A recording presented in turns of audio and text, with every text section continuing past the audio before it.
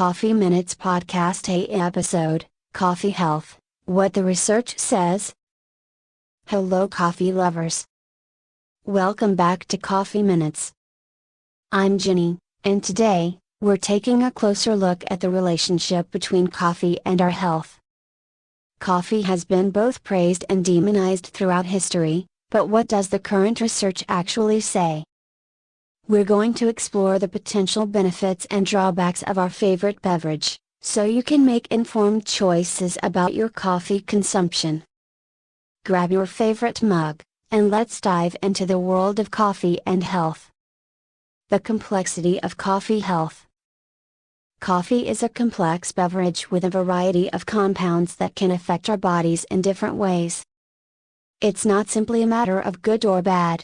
The effects of coffee can vary depending on factors like the type of coffee, brewing method, individual health conditions, and the amount consumed. So, let's explore the current research and see what it tells us. Potential benefits are the good news. Let's start with the good news. Coffee has been linked to a variety of potential health benefits. Studies suggest that moderate coffee consumption may boost cognitive function. Coffee can improve alertness, focus, and even memory. Reduce the risk of certain diseases. Coffee may help protect against type 2 diabetes, Parkinson's disease, Alzheimer's disease, and some types of cancer. Improve physical performance. Coffee can enhance athletic performance and boost energy levels. Support mental health. Coffee may help reduce the risk of depression and improve mood. Provide essential nutrients. Coffee contains antioxidants and other beneficial compounds. It's important to note that these are potential benefits, and more research is needed to fully understand the long-term effects of coffee consumption. Potential drawbacks are the cautions. Now, let's address the potential drawbacks.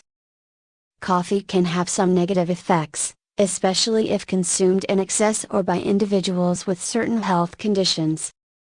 Some potential drawbacks include increased anxiety and jitters. Coffee can trigger anxiety and nervousness in some people, especially those with pre-existing anxiety disorders.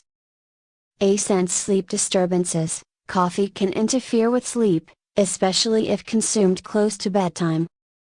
Dependence and withdrawal. Regular coffee consumption can lead to dependence, and withdrawal symptoms like headaches and fatigue can occur if you suddenly stop drinking coffee. Heartburn and digestive issues. Coffee can worsen heartburn and other digestive problems in some individuals. Increased blood pressure and heart rate. Coffee can temporarily raise blood pressure and heart rate. It's important to listen to your body and moderate your coffee intake if you experience any of these negative effects. Moderation. Individual needs. The key takeaway is moderation and understanding your individual needs. Most health organizations recommend limiting coffee consumption to 400 milligrams of caffeine per day, which is roughly 4 cups of brewed coffee. However, this can vary depending on your individual sensitivity and health conditions.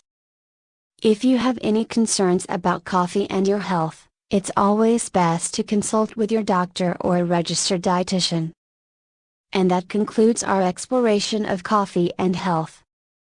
I hope you found this episode informative and helpful. Remember, coffee can be part of a healthy lifestyle when enjoyed in moderation and with awareness of your individual needs.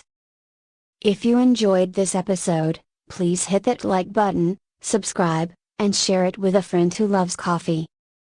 Do you have any questions about coffee and health? Let us know in the comments below. To continue your coffee journey, check out my collection of coffee-related books on Amazon.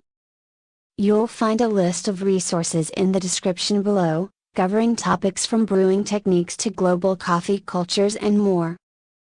And if you'd like to support the show, head over to my Ko-Fi page. Your contributions help keep Coffee Minutes brewing. Links are below. Thanks for tuning in. Stay caffeinated, stay healthy, and I'll see you next time.